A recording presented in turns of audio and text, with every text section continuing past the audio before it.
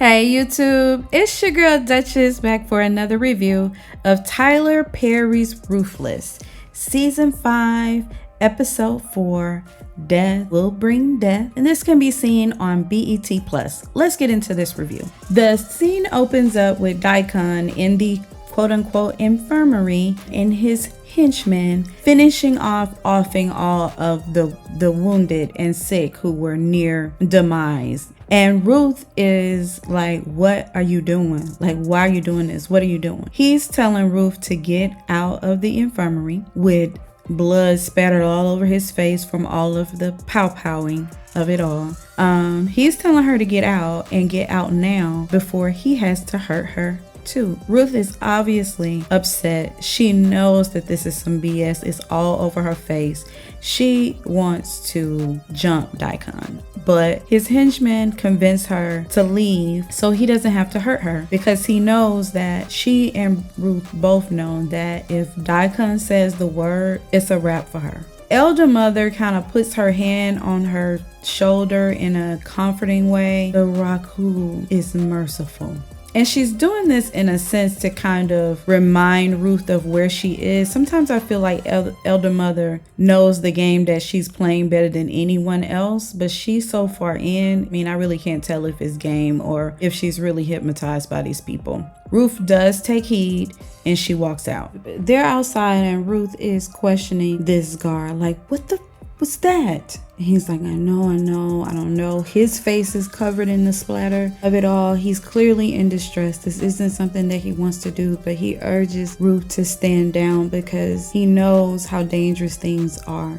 And she's like, did the highest order this? He's like, yes, he did. There's nothing we can do. So he goes back and he was like, listen, you gotta stand down. She said, I'm gonna find out what happened. He was like, I know. So Ruth is out there and she's with the several women who are secretly looking to her as a leader to kind of get them out of there. And she turns to her friend and asks her, so where is old girl headed off to? Like, where is she running off to? She was like, I don't know. She just took off. This is the girl that is having the mental break. She heard all of the pow-powing of it all and just kind of took off. Ruth has an epiphany of some sort. Like, you can see the light bulb go off in her head and she's like, I gotta go. The girl is like, where are you going? She was like, I can't talk right now. I just gotta go. So it looks like Ruth may have an idea of where she may have ran off to, and she sprints off. So Rivers makes it to see the highest guard who is watching over the highest like door, like his entryway or whatever. He cannot stand Rivers. He lets him know that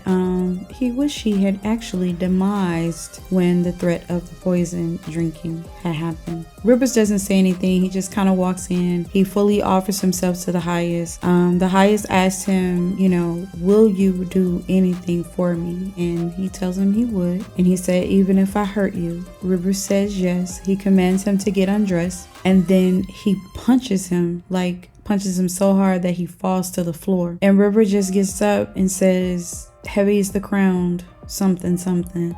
If I can offer myself to lighten that burden, I enjoy every moment of it. And we cut to Ruth. She's still sprint walking late at night. It's dark. It's kind of like the middle of the night. And she catches up to Alex. Alex is speed walking. She's got an axe in her hand and she is walking with a purpose. And she's like, Alex, what are you doing? Like, what are you doing? She said, you heard them kill all those people.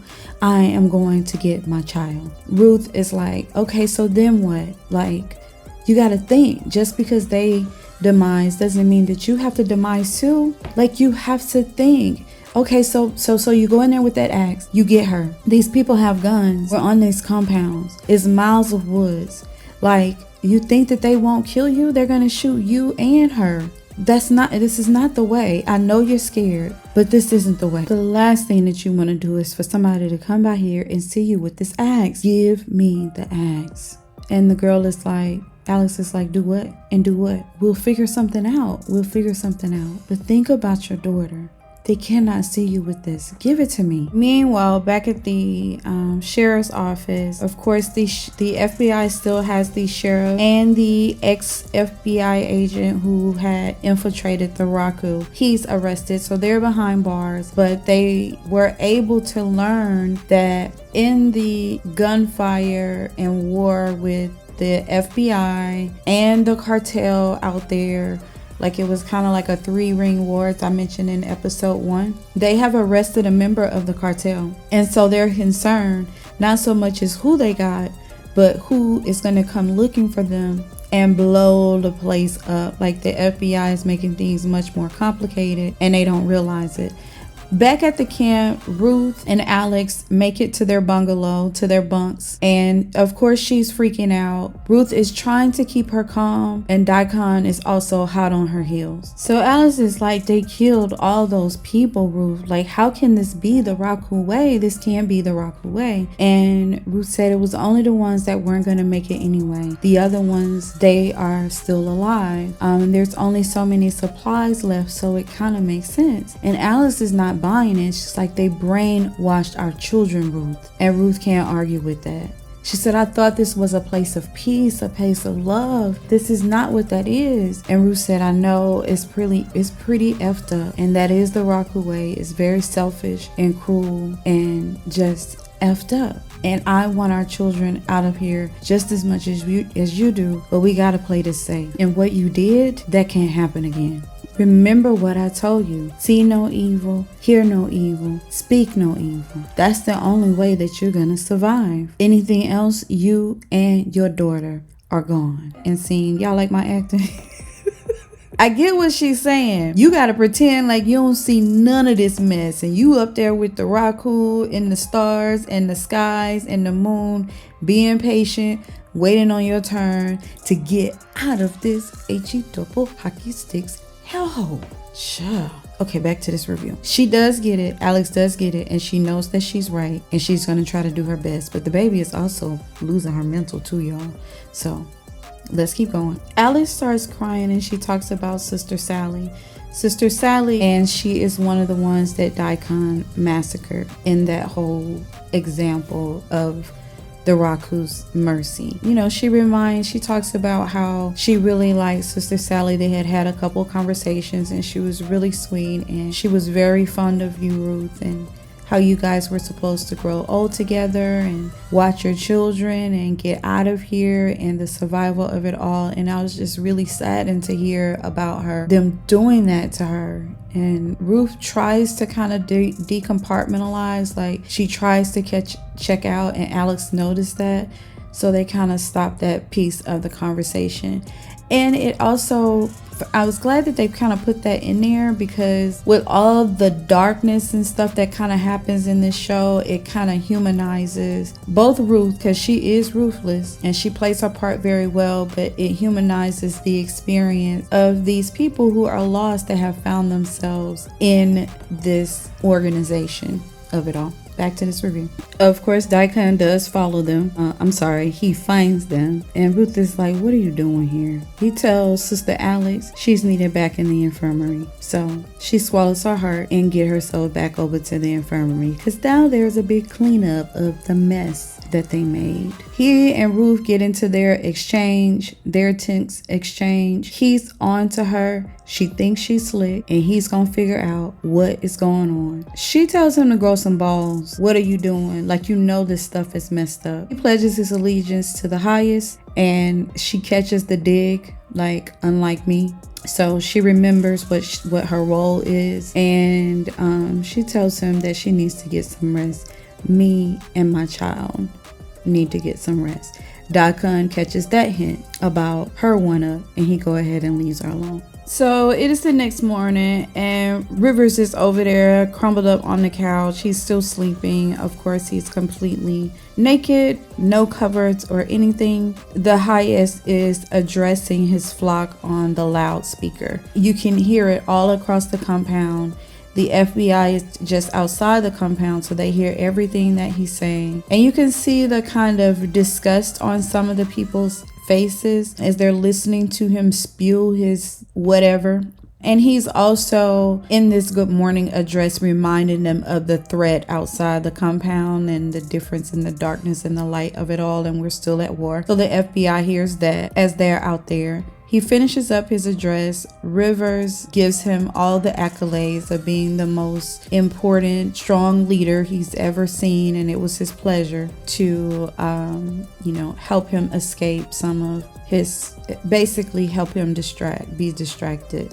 The highest thanks him and asks him to tell Elder Mother to prepare his breakfast. So the FBI is recapping. Rocket gets himself released on parole, commits himself to the alias the highest, manages to secure 12 acres of land and a ton of weapons. How? The male FBI agent is like, clearly he has some help. And the female is like, but who? The male says, well, we can ask the sheriff and FBI agent Andrew. That's the one that's incarcerated too. And she's like, I'm not making any headway with them. Thinking that they can put some pressure on Andrew and make him sing like a bird, the background check comes in for the person that they have incarcerated. But anyway, she's gonna head back to the sheriff's office. They know they have to release him soon as well. And she commands them to stay there and keep HE double hockey sticks from breaking out on this place. And keep an eye on that reporter. She's concerned about her. Rivers runs into Dycon on his way to the kitchen. And of course he's antagonizing him, telling him you look like you're having a hard time standing up straight there. And River keeps his cool. He maintains his strength and his composure, and he's good. It's all good. It's his pleasure. Dycon leaves him alone. He makes it in to see Ruth, and you can tell that he's struggling. Ruth is like, what's wrong with you? What happened to you? He shares with her, I spent the night with the highest. You do the math. So Ruth apologizes, and River is not trying to hear that because, he was trying to escape. He also thought about doing some self-harming stuff because he's having a hard time keeping it together. And Ruth keeps reassuring him that, they will make it out. They've made it through so much. He has to know how much she cares about him. And right now the only thing that he can see is she's the only one that's not suffering like the rest of them. They depart, and Ruth begins making the highest breakfast. So Dycon catches the highest and gives him the report. The act that he wanted has been carried out, and he will make sure that it's all buried and there's no smell. He also reports about the FBI still outside, but makes a point that as long as they're outside, then the cartel will be subdued. And he should also know that the news van was out there. The highest thinks that the news van may not be a bad idea. Let's use that to our advantage. The women can be of advantage. Gather the celloists and the instrument players and have them to do a performance. He's off to see Ruth in the kitchen. And he also lets him know that he will be in the punishment trailer later, and he doesn't want to be disturbed. Dycon wants to go with him to the kitchen, but he tells him, no, soldier, you're needed elsewhere, and make sure security is on high alert. So River is talking to Jones. Joan is the one who has the bear trap injury and with the $2 million and all of that. The other lady was just Ruth's really good friend who happened to be injured and also off. So they all look so much alike with all these robes and coverings and things. I mixed them up. My bad. So he is talking to Joan. Joan can't hear him. She's kind of like in a, not really a comatose state, but she's definitely not responsive, but she is still alive. And so he's telling her that he spent the night with the highest, what he allowed him to do to him, how tired he is. He tells her about him wanting to be an entertainment lawyer, and he wanted to do that because it would allow him to just travel the world, make plenty of money, and get laid. Like, there was nothing noble about it, but that was the life that he wanted. And he said, and instead I came here. I am miserable and I hate it, and I need that password to the bank account because I have a plan. Just as he's getting into that piece, Alex comes in with some sheets and things, and he doesn't know that she's behind him listening. but she's listening. And so he's telling her, I saved your life. It's not my fault that you ended up like this or that you're still in this state. I saved your life. You owe me, and I need this. I need that password to that bank account. And Joan kind of murmurs something a little bit. So it's like she's waking up. He perks up. It's like, what did you say, Joan? Did you say something? And she kind of grunts out, whispers out, no passcode. Translation, she already told you once, she ain't giving you that passcode. It's in her head, and if she goes, it's going with her. He backs away. He's stunned and also upset and just reeling. Of course, there's a lot that's going on with him. He leaves out of the building. Alex tries to pretend like she's not listening. So Alex can't wait to get to Ruth and tell her about this money that she overheard. And this is our opportunity. We can get Rivers to rescue our kids and blackmail him for this money. And Ruth is like, look, calm down. You need to think this through.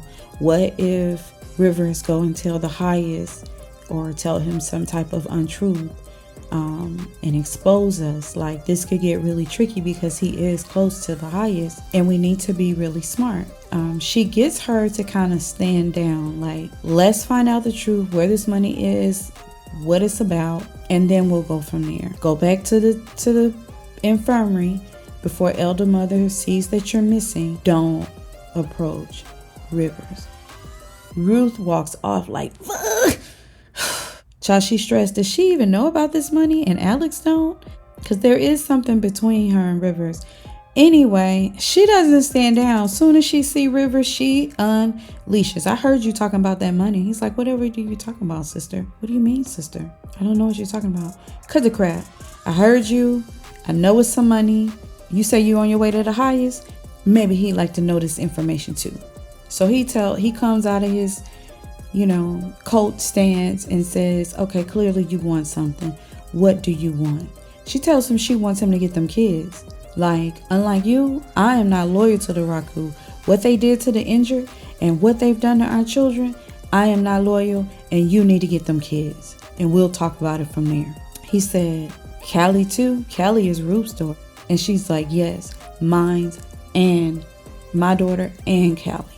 They disperse. I'm wondering if he's thinking that this threat is coming from Ruth, and does he and Ruth have some type of agreement? Let's keep going. So River links with the highest, and they are headed to the punishment trailer. In the punishment trailer is where they have the two who were traitors basically, and who had kidnapped the highest and assaulted him and all of that, but they ended up losing ground, and Dycon was able to rescue the highest from them. So they're in the punishment trailer.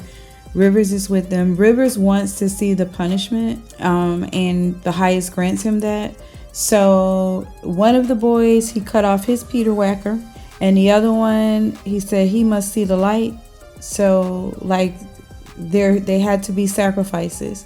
So the first one, his sacrifice was his Peter Whacker. He cut that off. And the other one was the he used the ice pick and kind of like picked out his eye, because with the eye picked out, he would be able to see the light.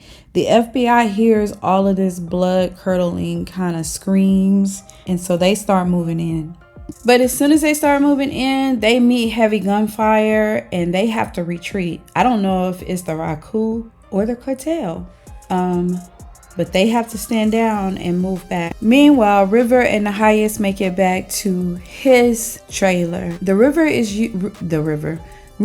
using this opportunity to plant doubt about Dycon to the highest, because these two men were his two top people and they turned on us. And then he reminds him of another soldier that was Dycon's top person and turned on them. He's planting doubt about Dycon's loyalty, which is kind of tough to do because Dycon is like his right hand man and his lover as well. Like Dycon has at every angle, except he doesn't have the other entry point that Ruth does, and he can't carry his child, of course. River kind of like coils back and it's like, I don't mean to upset you. And the highest is like, you're not upsetting me, but it's clear with the deranged that goes on in his eyes. I can say that this actor does a really good job of portraying this character because he goes through all the extremes of the crazy, including this lace front wig that he be wearing. River also tells the highest about Dycon taking calls from the FBI. And the highest is like, for what?